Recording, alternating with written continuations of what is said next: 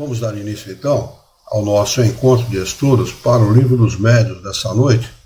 Hoje é dia 18 de setembro de 2024, uma quarta-feira, são 20 horas e 1 minuto. Coincidentemente, na última quarta-feira foi exatamente nesse horário que nós começamos. Nós estamos transmitindo o nosso encontro de estudos em nome e em homenagem à Associação Jauense de Estudos Espíritas, e nós estamos localizados na cidade de Jaú, estado de São Paulo, Brasil. Estamos estudando o Livro dos Médiuns, o capítulo 2, o título é O Maravilhoso e o Sobrenatural. O item é o de número 10, vocês que estão nos acompanhando com os livros abertos, vão lá no capítulo 2, O Maravilhoso e o Sobrenatural, no item de número 10, para vocês poderem, se quiserem, acompanhar lendo, o que é importante, não só ler, mas ter um lápis, para anotar aí as partes mais importantes e tal, porque isso vai, no futuro, no momento de fazer a consulta, vai ajudar aqueles que gostam de estudar a doutrina espírita de maneira séria, E Kardec está fazendo aqui uma comparação de tudo aquilo que a doutrina espírita estuda e de tudo aquilo que ele pesquisou até esse momento com o maravilhoso sobrenatural, fazendo aqui, explicando para as pessoas que não existe nada de maravilhoso, de sobrenatural nas nossas relações com os espíritos. E não existe mesmo, Quem dá esse caráter de maravilhoso e de sobrenatural, o que é sobrenatural? Aquilo que vai contra ou além da natureza. O que está fora da natureza está fora das leis de Deus. E ao contrário, tudo aquilo, todos os fenômenos espíritas estão perfeitamente dentro das leis de Deus. E foi isso que Kardec tratou de encontrar, através das suas pesquisas, através das suas observações, e determinar essas leis, as leis que regem esses fenômenos, e a relação dos encarnados com os desencarnados, e também dos desencarnados com os encarnados. Existe uma interinfluência entre esses dois. O encarnado influencia o desencarnado, e o desencarnado influencia o encarnado. Não pense só vocês que só o desencarnado que nos influencia, não. Nós também influenciamos os desencarnados, com as nossas palavras, nossos atos, nossos gestos, nossos hábitos, aquilo que nós falamos, pensamos, sentimos, tem uma influência muito grande sobre o universo. As palavras, elas têm peso magnético. Se vocês pesquisarem, vocês vão ver que cada vez que nós emitimos palavras, ela tem um peso. Por isso que o palavrão é chamado de palavrão, que o peso magnético dele é pesado, realmente é pesado mesmo, Dependendo de gente que só fala palavrão, se chega perto, dependendo do que você, da maneira que você pense, da maneira pela qual você age, você vai se sentir, não vai se sentir muito bem perto da pessoa. As pessoas que têm o hábito de falar palavrão acabam criando uma atmosfera fluídica, pessoal, não muito favorável. E isto é uma realidade. Notem quando vocês adentram ambientes onde as pessoas vão resolver problemas, por exemplo, consultórios, escritórios de advocacia e tal, que o ambiente, muitas vezes, são ambientes pesados, dependendo de quem fez a última consulta. Porque as pessoas levam ali os seus problemas, e os problemas muitas vezes estão carregados de pesos magnéticos não muito favoráveis. Então é disso que ele está falando aqui, é esse tipo de esclarecimento que Kardec tenta dar para as pessoas, para desmistificar, a retirar o mito do maravilhoso e do sobrenatural. Não existe nada maravilhoso, nem sobrenatural. Aquilo que a gente considera maravilhoso se considera porque não se tem o conhecimento a aquele respeito. Não se tem o conhecimento a aquele respeito. O que diria uma pessoa que vivesse no século XVI, XVII, XVIII, a respeito da penicilina, por exemplo? Uma coisa maravilhosa. E hoje, para nós, é banal. É uma banalidade. A gente não morre, não se morre mais de infecção. É muito raro as pessoas terem uma septicemia, por exemplo, uma infecção generalizada. a não ser que estejam debilitadas fisicamente, etc. Então, para aquela época, século XVII, século XVI, XVII, XVIII, os nossos antepassados, não morrer de infecção era uma coisa maravilhosa. Até podia ser considerada sobrenatural, dependendo do grau de conhecimento da pessoa, da realidade dela. Não é? E hoje não, para nós é uma banalidade. Não é? Os antibióticos, os remédios que nos protegem dos vírus, das bactérias, etc. Mas muito bem, nesse item de número 10, ele vai dizer o seguinte: aos olhos daqueles que veem na matéria a única potência da natureza, tudo o que não pode ser explicado pelas leis materiais é maravilhoso ou sobrenatural.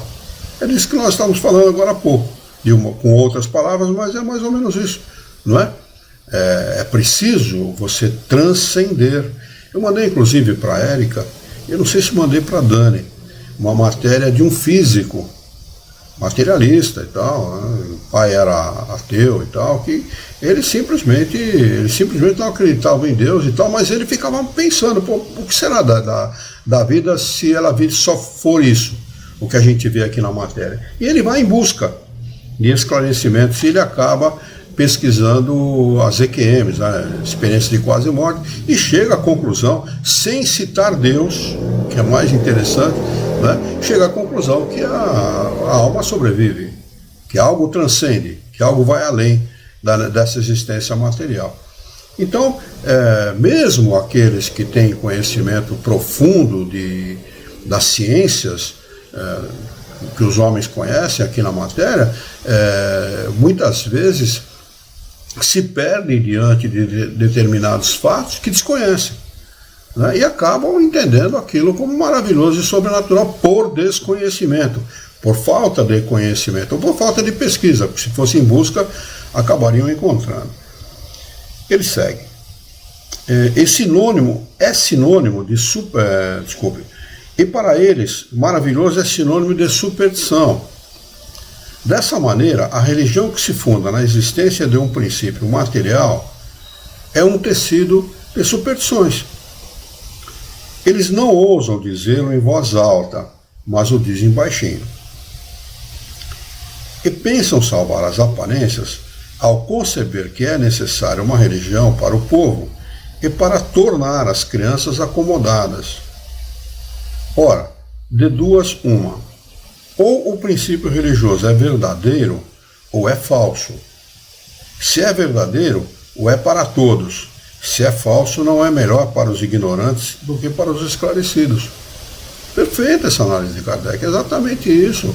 Por isso que no início do Evangelho segundo o Espiritismo tem aquela frase lapidar, onde ele diz assim que fé inabalável é somente aquela que pode encarar a razão face a face em qualquer época da humanidade. Exatamente isso. Porque toda fé que não é canalizada para a razão, que não é racional, que não se funda no conhecimento de Deus e não apenas na crença, ela pode ser abalada num determinado momento. Ela pode ser abalada como é para muita gente, né? E ao contrário, não. O homem que funda a sua fé na razão, na lógica, na razão, no conhecimento das leis de Deus, jamais ele vai ter a sua fé abalada, aconteça o que acontecer. Porque ele sabe como as leis de Deus agem. Não é? Os que atacam o Espiritismo em nome do maravilhoso se apoiam, portanto, em geral, nos princípios materialistas, desde que, negando todo efeito de origem extramaterial, negam consequentemente a existência da alma. Sondai o futuro de seu pensamento, perscrutai o sentido das suas palavras e encontrareis quase sempre esse princípio que, se não se mostra categoricamente formulado, transparece sob a capa de uma pretensa filosofia moral com que eles se disfarçam. Rejeitando como maravilhoso tudo quanto decorre da existência da alma, eles são, portanto, consequentes consigo mesmo. Não admitindo a causa, não pode admitir o efeito. Daí o preconceito que os impede de julgar com a isenção o espiritismo, pois partem da negação de tudo o que não seja material.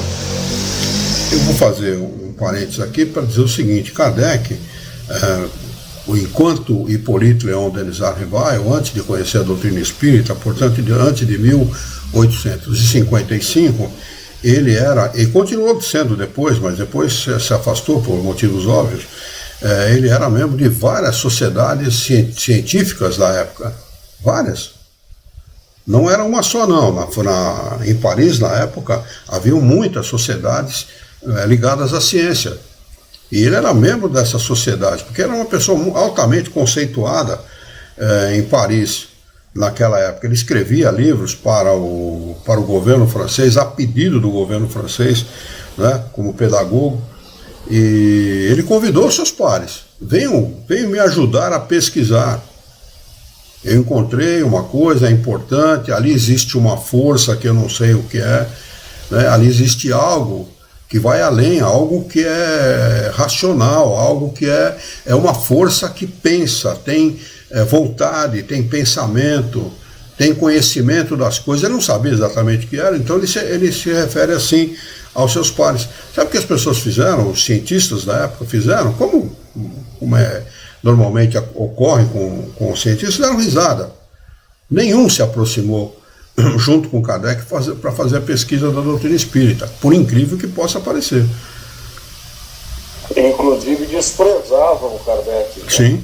Desprezavam e até mesmo o diminuíam, né? Dizendo: que bobagem é essa, pare com isso, saia daí, você não é mais dos nossos, que bobagem é essa? Exatamente. Como aconteceu com vários cientistas que tentaram mostrar aos outros cientistas o que tinham descoberto. Robert Fulton, que era um norte-americano, que criou o primeiro barco a vapor, né, navegável e que transportava pessoas, ele foi escorraçado das sociedades científicas da época. Né? Que bobagem, o cara pegar uma fumacinha daquela e movimentar um barco pesado, deixa de ser bobo, rapaz, isso não vai acontecer nunca, né? E a gente sabe o que aconteceu, não só movimentar barco, como movimenta trens e máquinas pesadas e etc, né? E foi importantíssimo para o desenvolvimento industrial do mundo, o descobrimento da força do vapor, né? Ele segue: quanto a nós, pelo fato de admitirmos os efeitos decorrentes da existência da alma, teríamos de aceitar todos os fatos qualificados de maravilhosos. Teríamos de ser os campeões dos visionários, os adeptos de todas as utopias e de todos os sistemas excêntricos.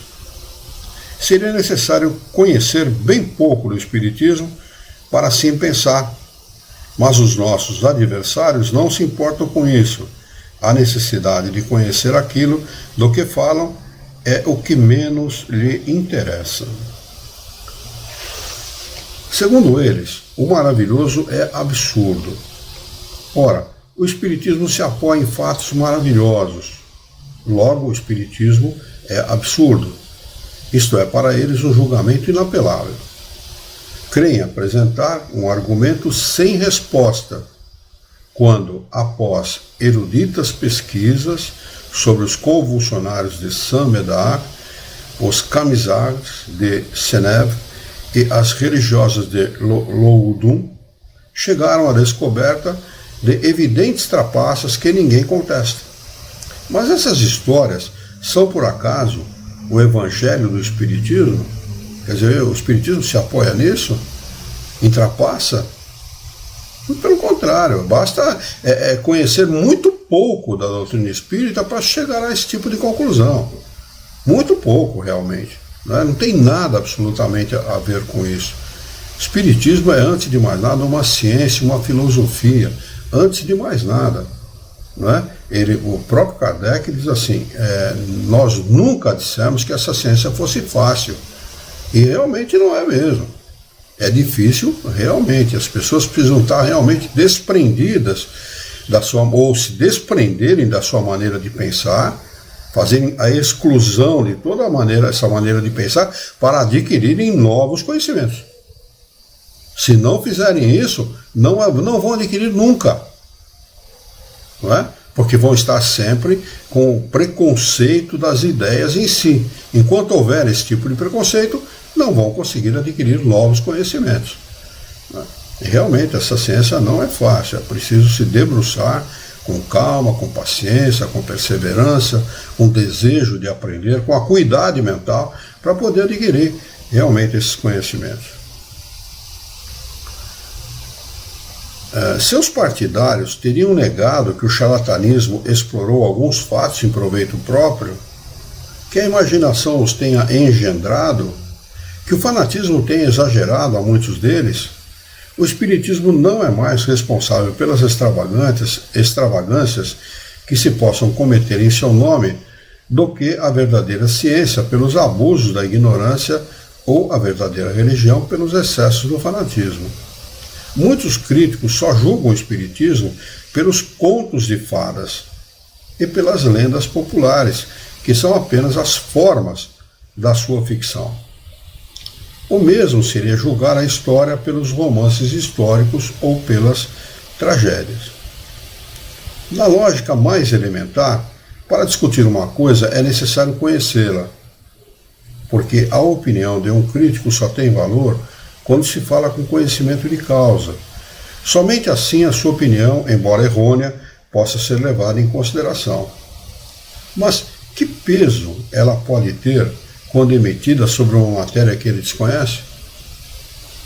A verdadeira crítica deve dar provas não somente de erudição, de conhecimento profundo de uma coisa, mas o conhecimento profundo do objeto tratado, de isenção no julgamento e de absoluta imparcialidade.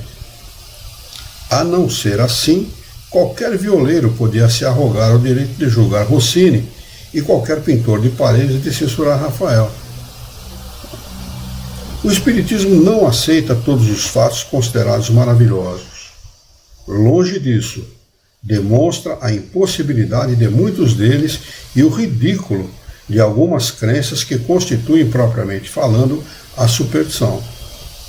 É verdade que entre os fatos por ele admitidos, há coisas que, para os incrédulos, são inegavelmente do maravilhoso, o que vale dizer da superstição. Que seja, mas pelo menos que limitem a eles a discussão, pois em relação a outros nada tem que dizer e pregarão no deserto. Criticando o que é o próprio espiritismo, criticando o que o próprio espiritismo refuta, demonstram ignorar o assunto e argumentam em vão. Mas até onde vai a crença do espiritismo, perguntarão. Lede e observai, que o sabereis. A aquisição de qualquer ciência exige tempo e estudo. Ora, o espiritismo, que toca nas mais graves questões da filosofia, em todos os setores da ordem social, que abrange ao mesmo tempo o homem físico e o homem moral, é em si toda uma ciência, toda uma filosofia, que não podem ser adquiridas em apenas algumas horas. Há tanta puerilidade em ver todo o espiritismo numa mesa girante, como em ver toda a física em algumas experiências infantis. Para quem não quiser ficar na superfície, não são horas, mas meses e anos que terá de gastar para sondar todos os seus arcanos. Eu diria, mais do que Kardec, décadas. Décadas, com certeza, absoluta. E eu vou dizer para vocês, ainda assim, décadas de estudo talvez não fosse suficiente para analisar todo o conteúdo que Kardec escreve. Todo o conteúdo ditado pelos espíritos superiores. Eu estou falando aqui sem nenhum exagero, nenhum. E a maioria dos espíritos ou dos simpatizantes do espiritismo não tem conhecimento um conhecimento muito pequeno a respeito daquilo que escreveu os espíritos superiores. Que se julgue diante disso o grau de conhecimento e o valor da opinião dos que se arrogam o direito de julgar porque viram uma ou duas experiências, quase sempre realizadas como distração ou passatempo. Eles dirão, sem dúvida, que não dispõem de tempo necessário para esse estudo, que seja, mas nada os obriga a isso. E quando não se tem tempo para aprender uma coisa, não se pode falar dela, a não ser que se seja fútil, né? Uma pessoa, no mínimo, irresponsável para falar de uma coisa que não conhece. E menos ainda julgá-la se não quiser ser acusado de leviandade. Leviandade é a palavra mesmo, é leviano. Ora, quanto mais elevada é a posição que se ocupe na ciência, menos desculpável será tratar-se levianamente um assunto que não se conhece. Resumimos nossa opinião nas proposições seguintes. 2 pontos. Primeiro, todos os fenômenos espíritas têm como princípio a existência da alma, sua sobrevivência à morte do corpo e suas manifestações. Isto é a base dos fenômenos espíritas e dos princípios da doutrina espírita. Segundo, decorrendo de uma lei da natureza, esses fenômenos nada têm de maravilhoso nem de sobrenatural, no sentido vulgar dessas palavras. Decorre de leis naturais, ou seja, de leis que Deus criou. Estão dentro da natureza, dentro das leis de Deus, assim como as leis materiais. São leis naturais, não é? Terceiro, muitos fatos são considerados sobrenaturais porque a sua causa não é conhecida. Ao determinares a causa, o Espiritismo devolve ao domínio dos fenômenos naturais. Assim acontece, inclusive com as leis que os cientistas que tratam das leis materiais fazem. A mesma coisa. Uma coisa do mundo físico, do mundo material, ela pode ser até considerada como maravilhoso e como sobrenatural quando não se conhece suas leis. A mesma coisa, da mesma maneira. Não é? O que diria um comunicador, uma pessoa que lidasse com comunicação há 100 anos atrás, conhecendo o mundo de hoje? Estou dando a comunicação, porque é uma coisa que todo mundo conhece. Né? Fala, não, é bobagem, você está falando, são visionários, não vai acontecer nunca. Não vai, as comunicações não vão atingir o nível que nós temos hoje, né? E que nós lidamos até de uma forma banal, né? Banalizamos a comunicação hoje em dia, né? Tanta gente faz live, tanta gente trata de tantos assuntos diferentes através dos meios de comunicação que nós dispomos hoje, que banalizou a comunicação. Mas se você falasse com um comunicador de rádio, por exemplo, no tempo de Marconi, e falasse que os meios de comunicações atingiriam o nível que atingiu hoje, você é um visionário, você não vai existir nunca. Está dentro de uma coisa que não vai acontecer nunca. Né? A vovó, mãe do meu pai, Isabel Dias, o nome dela, depois de muito tempo, né, em 70 e qualquer coisa, casou com meu avô, tornou-se Isabel Herrera Dias, e a família não sabia que eles não eram casados. Interessante isso, né? Papai falou para ela uma vez assim: mãe, existe um rádio que surgiu nos Estados Unidos da América do Norte, um rádio que além da voz transmite a imagem da pessoa. Ela falou: isso não existe. A vovó não era tão velha assim, né? Uma espanhola, né? Não era tão velha assim. E esta era a ideia da época. Imagine você, olha, eu estou só citando este fato porque é um fato pessoal, né, do meu conhecimento pessoal, para vocês terem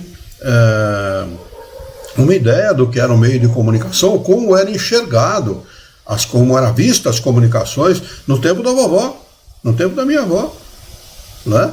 E pode dizer 50 anos atrás, 60, que não é tanto tempo. Em termos históricos, é quase nada, é um dia. Em termos históricos. A história estuda coisa de milhões de anos atrás, né? História e outras ciências, né? Então, isto é a mesma coisa que Kardec está dizendo aqui. A mesma coisa. Um fato só é tido por maravilhoso e por sobrenatural se você desconhece as causas. Se você conhece a causa, se você conhece os meios, deixa de ser maravilhoso e sobrenatural, se torna uma coisa normal, natural e até banal, como nós tratamos os meios de comunicação de hoje em dia, né?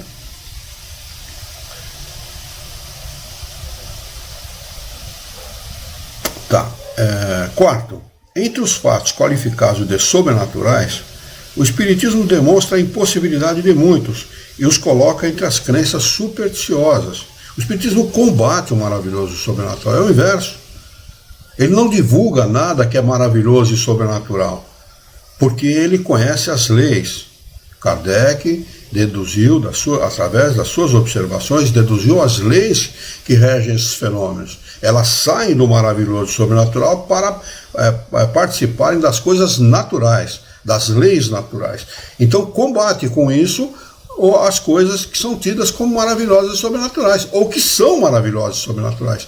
Porque sempre existem os escamoteadores, aqueles que se utilizam das coisas para ganhar dinheiro de forma ilícita. Isso em todos os campos da sociedade, em todos os campos da humanidade. E não foi diferente com a doutrina espírita.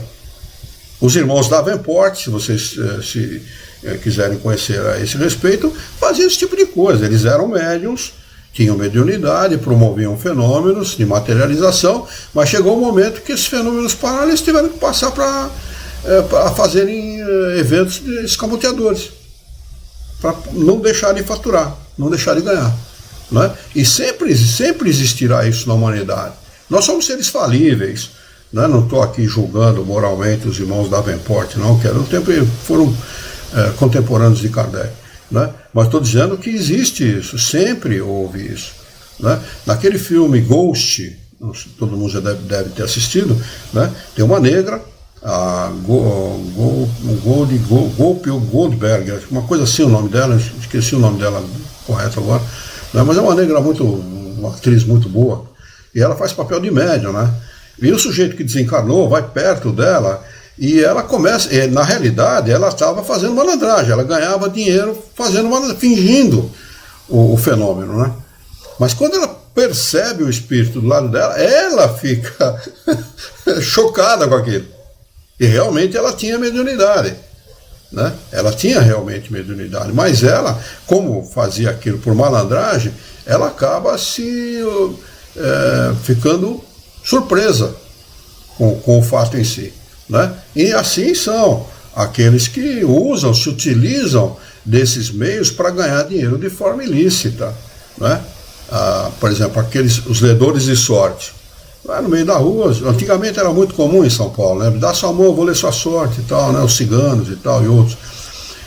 Isso não significa que esses escamoteadores, esses que fingem conhecer alguma coisa ou prever o futuro de alguma forma, que não tenha no meio deles pessoas sérias.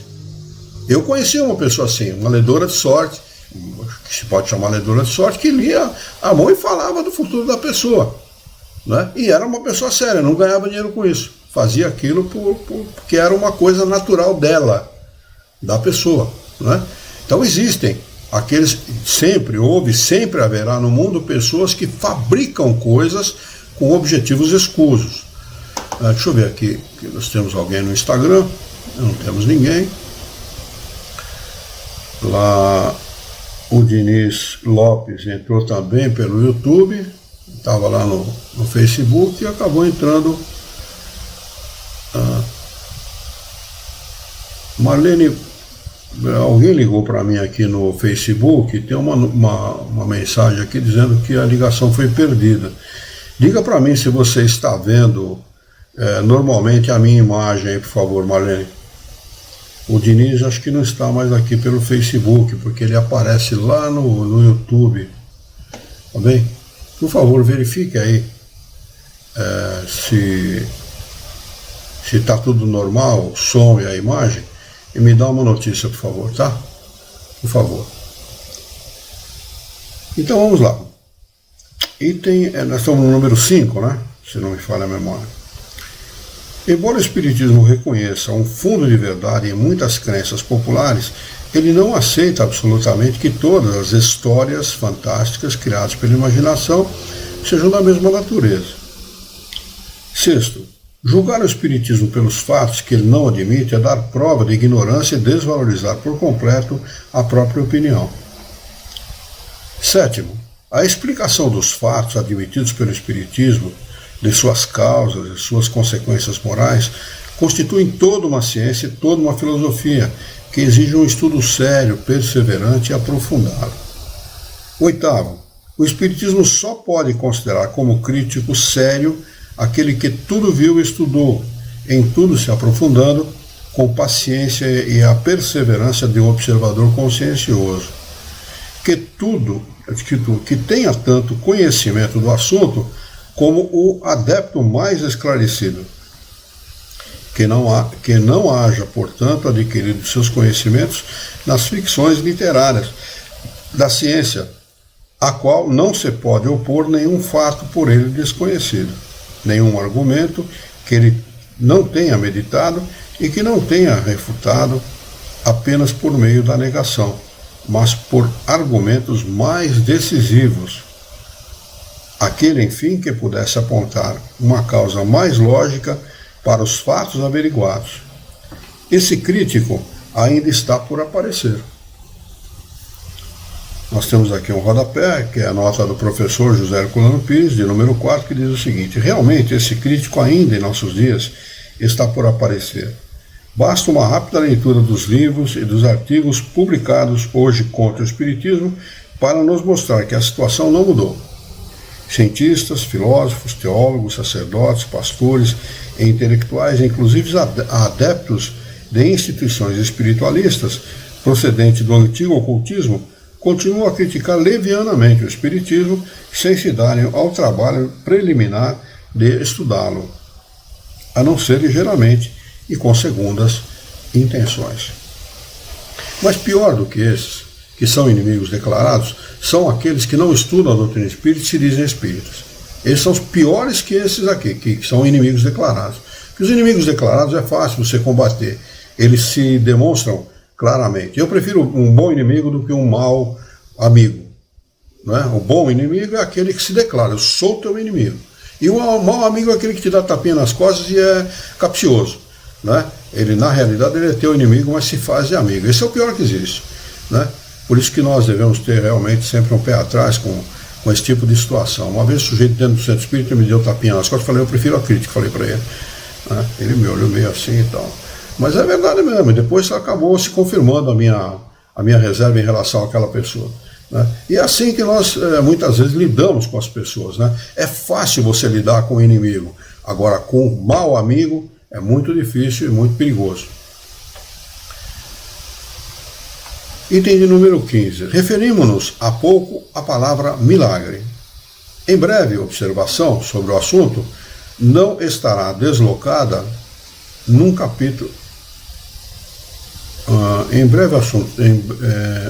Em breve observação sobre o assunto não estará deslocada num capítulo sobre o maravilhoso. Na sua acepção primitiva e por sua etimologia, a palavra milagre significa coisa extraordinária, coisa admirável de ver. Mas essa palavra, como tantas outras, desviou-se do sentido original, e hoje se diz, segundo a academia, segundo os cientistas da época e de hoje também, né, de um ato de potência divina contrário às leis comuns da natureza. É isso que muitas vezes as pessoas entendem por milagre, aquilo que vai contra as leis de Deus. Não é? Este sentido, é nesse sentido que se fala a respeito dos milagres. Por isso que a maioria dos cientistas não aceita, né, o milagre, que nada pode ir contra aquilo que é natural. E é verdadeiro mesmo, eles têm razão nesse aspecto. Né? Essa é, com efeito, a sua concepção usual, e só por comparação ou metáfora se aplica às coisas vulgares que nos surpreendem e cuja causa desconhecemos. Não temos absolutamente a intenção de examinar se Deus poderia julgar útil, em certas circunstâncias, derrogar as leis por ele mesmo estabelecida.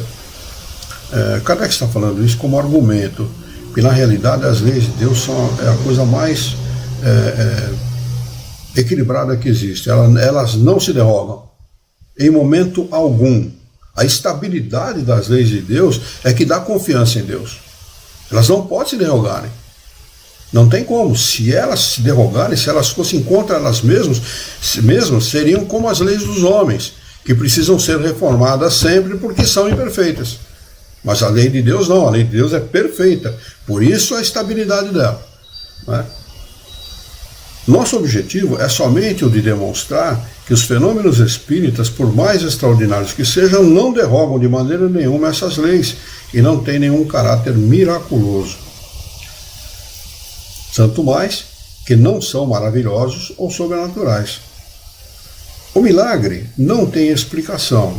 Os fenômenos espíritas, pelo contrário, são explicados de maneira mais racional. Não são, portanto, milagres, mas simples efeitos que têm uma razão de ser nas regras gerais. Deixa eu ver aqui se a Marlene respondeu. Não respondeu não. Mas parece que está em ordem o vídeo, eu não estou vendo nenhum problema. Bom, ela vai acabar respondendo. A ciência faz milagres todos os dias aos olhos dos ignorantes. Eis porque antigamente os que sabiam mais do que o vulgo passavam por feiticeiros. E como se acreditava que toda a ciência sobre-humana era diabólica, eles eram queimados. Hoje que estamos muito mais civilizados, basta enviar... Kardec é um brincalhão. Basta enviá-lo para os hospícios. É muito legal.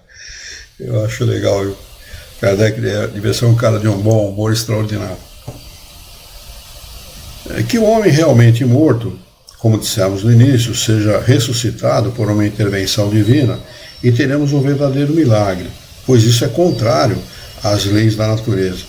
Mas se esse homem tem apenas a aparência da morte, conservando ainda um resto de vitalidade latente, e a ciência ou uma ação magnética consegue tirá-lo, consegue reanimá-lo para as pessoas esclarecidas, isso é um fenômeno natural. Né? Mas se não for assim, pode ser considerado um milagre. Né? Como Jesus ter tirado Lázaro da letargia. Né? Foi considerado um milagre de Jesus. E, no entanto, não havia, ele não ressuscitou ninguém. Ele apenas, por uma ação magnética, Jesus agia poderosamente através dos fluidos, ele conhecia, ele sabia manipular os fluidos como ninguém, né? Ele injeta lá uma quantidade excepcional de fluidos num cara que estava letárgico, né? E o cara ele não ressuscitou, ele apenas retoma a sua condição natural, a sua condição normal, né? Mas na visão das pessoas daquela época era um milagre. Pois não, Érica? O senhor me desculpa, mas o senhor questionou a respeito do Facebook. Eu entrei no celular aqui à parte, eu não entendo muito do Facebook, mas não tem nenhuma disponibilidade de entrar na live hoje. O último anúncio que tem aqui no Facebook é sobre que teria a live. Puxa vida, aqui pra mim tá normal, tá ao vivo aqui, normal. Deixa eu atualizar a página. Eu vou atualizar a página, peraí. Não. Tá sim pra mim. Vê se eu atualizei a página, vê se tá normal agora, porque aqui tá normal. Pra mim aqui aparece como normal. Eu não tenho Facebook, mas como a página ela é aberta.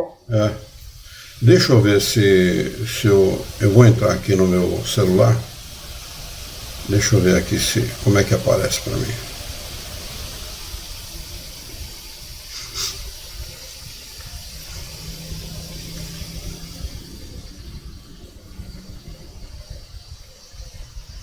Não, estou ao vivo.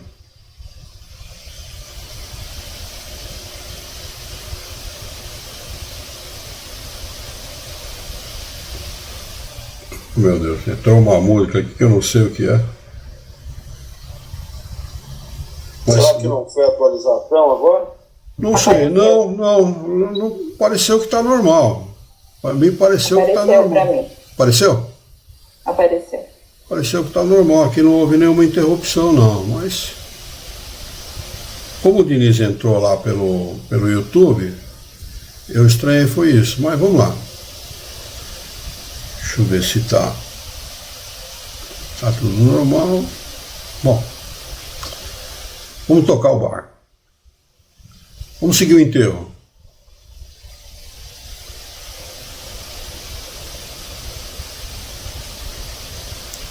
Tá.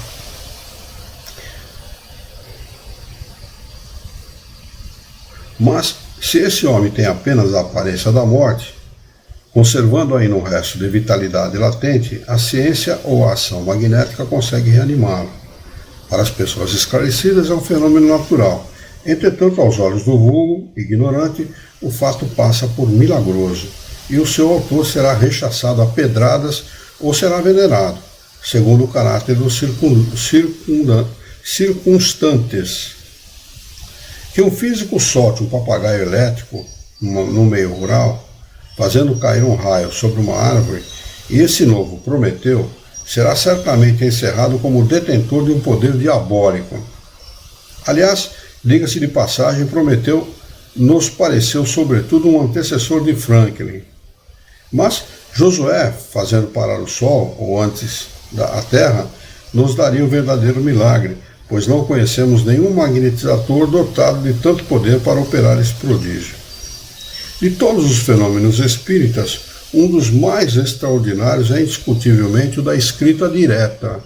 Nós vamos estudar mais à frente, mas a escrita direta ela é feita da seguinte forma: a pessoa pega um lápis e um papel, coloca dentro de uma gaveta e pede para que o espírito escreva uma mensagem.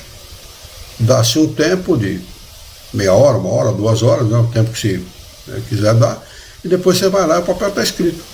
Realmente é uma mensagem escrita no papel. Isso é escrita direta.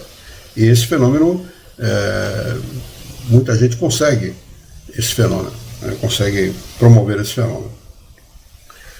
Um dos que demonstram, da maneira mais evidente, a ação das inteligências ocultas. Quer dizer, como é que pode, né? Como é que pode? Existem outros, por exemplo, fenômenos de ordem material, por exemplo, né? Fenômenos de ordem física, que o espírito ele se materializa, ele vai num tacho de cera quente, coloca as mãos nesse tacho, né? Tira as mãos do tacho e depois ele se desmaterializa, né? Porque o espírito materializado, depois de um determinado tempo, ele se desaparece, ele se desmaterializa. E as luvas permanecem. Quer dizer, uma luva feita de cera, por uma pessoa encarnada, jamais a pessoa conseguiria tirar a mão de dentro sem quebrar a luva, né?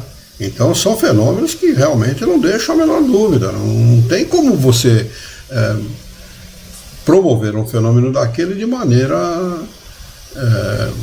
burlar aqueles que estão observando o fato, de tal forma a tirar a mão de dentro da luva sem quebrar aquela luva. Quer dizer, tem que ser alguma coisa extraordinária, alguma coisa que não é encarnada, alguma coisa fora da matéria, né?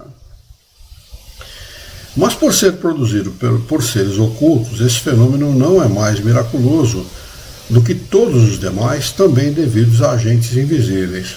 Porque esses seres invisíveis que povoam os espaços são uma das potências da natureza, potência que age incessantemente sobre o mundo material, tão bem como sobre o mundo moral. O Espiritismo, esclarecendo-nos a respeito dessa potência, dá-nos a chave de uma infinidade de coisas inexplicadas e inexplicáveis por qualquer outro meio, e que, em tempos distantes, puderam passar como prodígios. Ele revela, como aconteceu com o magnetismo, uma lei desconhecida, ou pelo menos mal compreendida. Ou, dizendo melhor, uma lei cujos efeitos eram conhecidos porque produzidos em todos os tempos, mas ela mesmo, sendo ignorada, isso deu origem à superstição. Conhecida essa lei, o maravilhoso desaparece e os fenômenos se reintegram na ordem das coisas naturais. Eis porque os espíritas, fazendo mover uma mesa, ou com que os mortos escrevam, não fazem mais milagres do que o médico ao reviver um moribundo ou um físico ao provocar um raio. Aquele que pretendesse, com a ajuda dessa ciência, Fazer milagres seria um ignorante da doutrina ou um trapaceiro.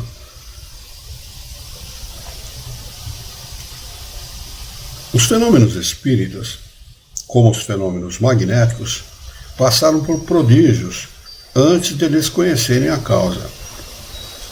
Ora, os céticos, os espíritos fortes, que têm o privilégio exclusivo da razão e do bom senso, não creem naquilo que não podem compreender. Eis porque todos os fatos considerados prodigiosos são objeto de suas zombarias. Aliás, Kardec estudou com profundidade o magnetismo, viu? O mesmerismo, antes de ser espírita. Tá? Ele estudou com profundidade a matéria. Ele era um magnetizador, inclusive. Né? E os seus companheiros, aqueles que deram as primeiras notícias a Kardec sobre as mesas girantes, o senhor Fortier, o senhor Carlotti, e depois o outro, que eu não lembro o nome dele agora, né, que deram notícias a respeito para Kardec a respeito das mesas girantes, eles também eram magnetizadores, por isso que tinham contato com Kardec. Né? E era um assunto, como era um assunto coligado com o magnetismo, eles começaram a pesquisar as mesas girantes, esses amigos deles começaram a pesquisar as mesas girantes por causa do magnetismo. Tanto que o primeiro, que é o senhor Fortier, se eu não me engano, chega para ele e fala assim: olha, as mesas, elas não só se movimentam, como respondem perguntas. Né? Ele era um magnetizador, Kardec também era um magnetizador, ele disse: peraí, mesa não tem cérebro. Até que alguém me prove que mesa tem cérebro, eu não acredito nisso. Né? Mas Kardec foi um conhecedor profundo do magnetismo, e o magnetismo está profundamente ligado à doutrina espírita. E todos nós somos magnetizadores naturais, todos, indistintamente. Nós podemos, se quisermos, tivermos vontade e determinação para isso, impor a mão sobre uma pessoa que está doente, ou com uma dor de cabeça, ou com uma disposição qualquer, e conseguir, inclusive, a cura dessa doença, com ou sem a ajuda dos espíritos. Né? Com a ajuda dos espíritos se torna mais fácil, até mais rápido essa cura, mas nós podemos consegui-la sem a ajuda deles, como magnetizadores naturais que somos. Como a religião está cheia de fatos desse gênero, eles não creem na religião, e disso a incredulidade absoluta vai apenas um passo. O Espiritismo, explicando a maioria desses fatos, justifica sua existência. Vem, portanto, em auxílio da religião, ao demonstrar a possibilidade de alguns fatos que, por não serem miraculosos, não são menos extraordinários. E Deus não é maior nem menos poderoso por não haver derrogado as suas leis. De quantos gracejos não foram objeto as levitações de São Cupertino? São Cupertino era um médium de efeito físico, dentro da Igreja Católica. E se levitava, ficava no ar. Como tantos outros, né? Existem outros, né? Mas São Cupertino é um dos mais conhecidos. Entretanto, a suspensão etérea dos corpos graves é um fato explicado pela lei espírita. Fomos testemunha ocular desse fato. E o Sr. Home, Douglas Home, era um inglês que promovia fenômenos de materialização e também levitava, chegava a bater a cabeça no teto. Leiam, Daniel Douglas Home. Daniel Douglas Home. Leiam a respeito, pesquise na internet, tem na internet, se vocês quiserem ver, né? Este senhor, ele promovia fenômenos extraordinários, e todo mundo presenciava. Kardec fala dele na obra Espírita, nós vamos ler mais adiante a respeito de Daniel Douglas Home. Além de outras pessoas, nossas conhecidas, repetiam muitas vezes os fenômenos de São Cupertino. Esse fenômeno, portanto, enquadra-se na ordem natural das coisas. Ordem natural das coisas. Ou na ordem das coisas naturais, como está aqui na frase. Né? Eu que troquei aí a ordem. No número dos fenômenos desse gênero, temos de colocar em primeira linha as aparições, que são os mais frequentes, e aliás não acontece somente para os médiuns. Acontece, aqueles que têm a mediunidade de evidência, acontece também as evidências eventuais. E acontece com todo mundo. Às vezes a pessoa não admite, mas ela viu, de alguma maneira. E também nos nossos sonhos, quando nós sonhamos com um parente desencarnado, isso é uma evidência também, viu?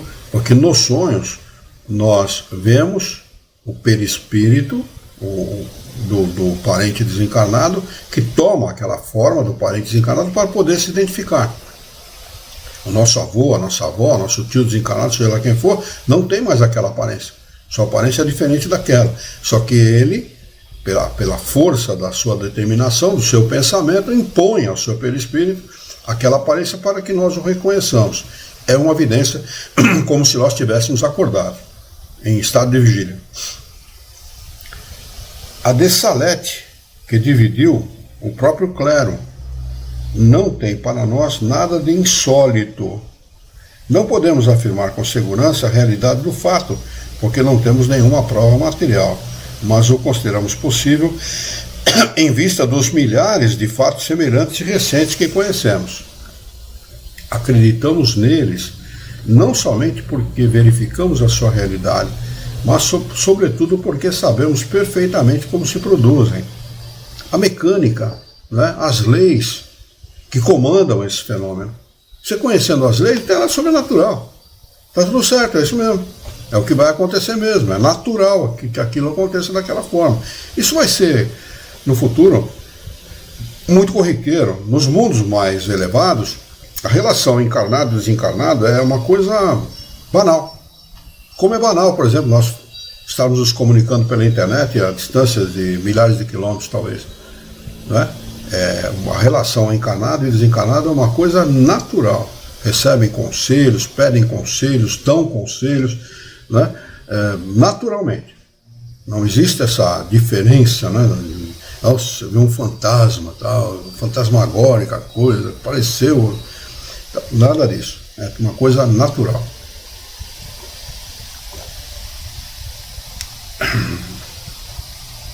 Minha garganta não está ajudando hoje.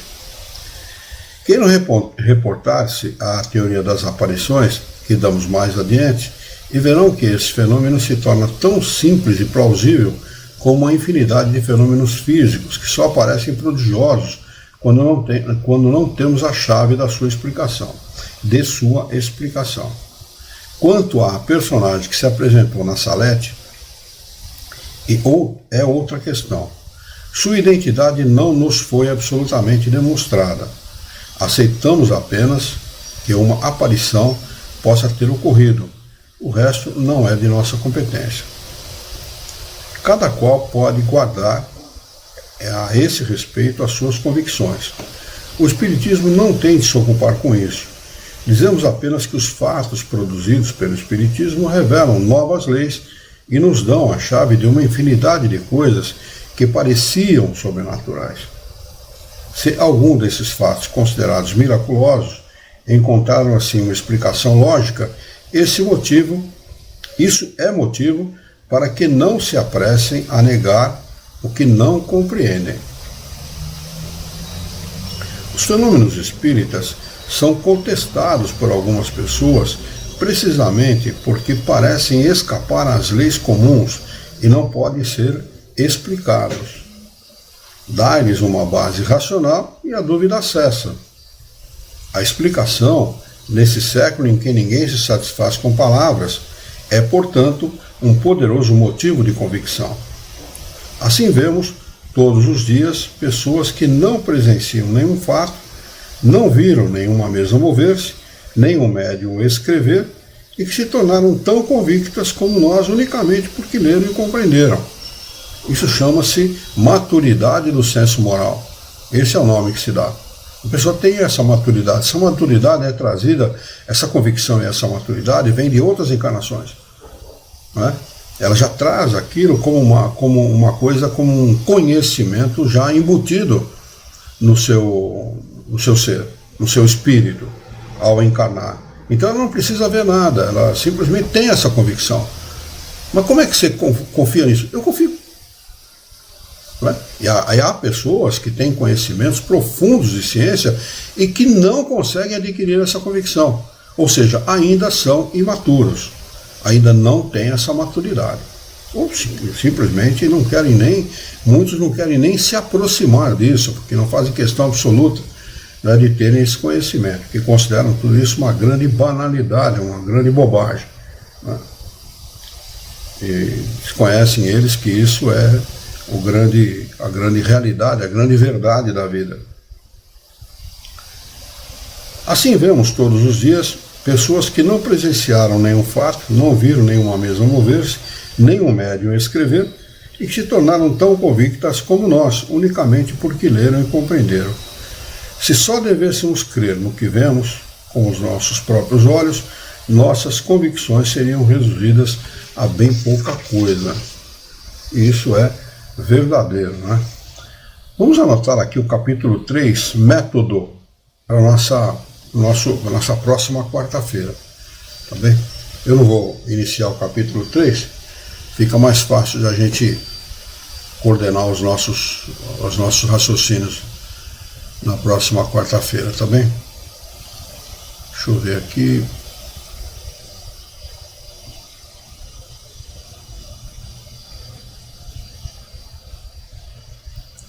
Parece que o Facebook deu pau mesmo, né?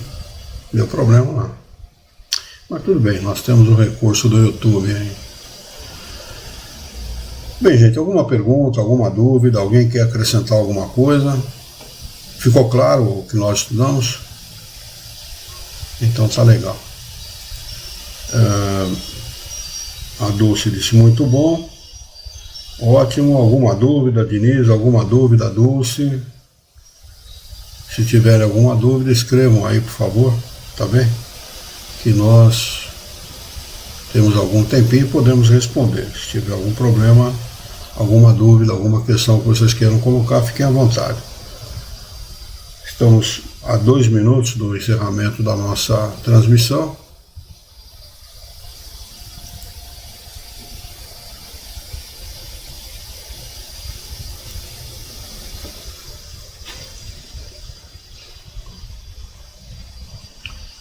Muito bem. Não, me parece que não há nenhuma dúvida de nenhum dos dois. Vamos encerrar então com a nossa prece habitual. Eu convido a todos os nossos irmãos, queridos amigos e companheiros da nossa querida doutrina espírita, para unirmos os nossos pensamentos, esquecermos os nossos encontros e desencontros desse dia, para mentalizarmos a figura excelsa daquele que é o nosso mestre, modelo e guia de toda a humanidade, Jesus de Nazaré. Juntos com Jesus, vamos nos dirigir ao Criador, ao Senhor da vida, fonte inesgotável de paz, de amor, de bondade, de misericórdia e justiça, para agradecê-lo muito pela oportunidade a que estamos reunidos em seu nome, para estudarmos as questões propostas pelo Livro dos Médiuns dessa noite. Queira a vossa bondade, o vosso amor, a vossa misericórdia, que tenhamos bom ânimo, coragem, determinação, ideias renovadas, alegria de viver e muito entusiasmo, para que nós possamos trabalhar e sermos úteis à sociedade em que vivemos. Dá-nos ainda, Senhor, a coragem e a determinação de orientarmos a própria existência por um profundo e sincero respeito pelo nosso próximo. Em teu nome, Senhor, em nome de Jesus, em nome dos bons espíritos, em nome do nosso diretor espiritual e sua equipe, nós declaramos encerrado o nosso encontro de estudos dessa noite, e que assim seja.